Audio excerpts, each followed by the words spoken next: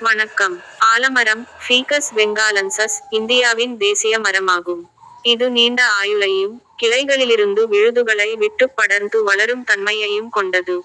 பிரம்மாண்டமான நிழலைத் தரும் இம்மரம், சுற்றுச்சூழல் பாதுகாப்பு மற்றும் கலாச்சாரத்தில் முக்கிய இடத்தை பெற்றுள்ளது. ஆலமரத்தின் சிறப்பம்சங்கள். விழுதுகள்.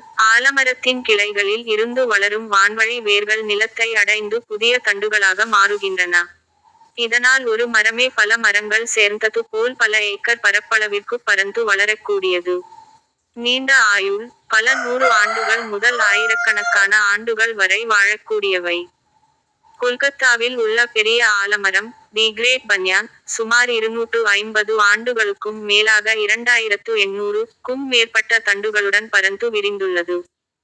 சுற்றுச்சூழல் பங்கு. இதன் அடர்ந்த கிளைகள் பறவைகள், விலங்குகள் மற்றும் பூச்சிகளுக்கு சிறந்த புகலிடமாக விளங்குகின்றன.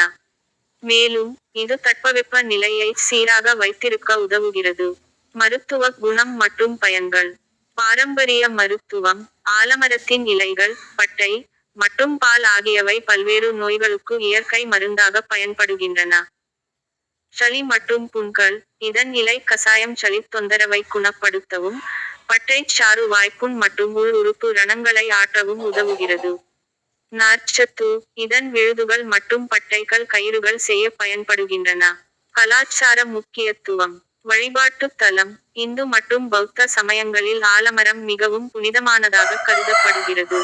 கிராமங்களில் ஆலமரத்தடி என்பது ஊர் கூடும் இடமாகவும், பஞ்சாயத்துகள் நடக்கும் இடமாகவும் விளங்கியது. அறிவியல் மற்றும் தத்துவம். ஆலமரத்தின் கிளைகள் கீழ்நோக்கி வேர் விடுவது, இறைவனின் ஆற்றல் மேல் இருந்து கீழ் நோக்கி பரவுவதை குறிக்கிறது என்ற தத்துவார்த்த நம்பிக்கையும் உண்டு. நன்றி.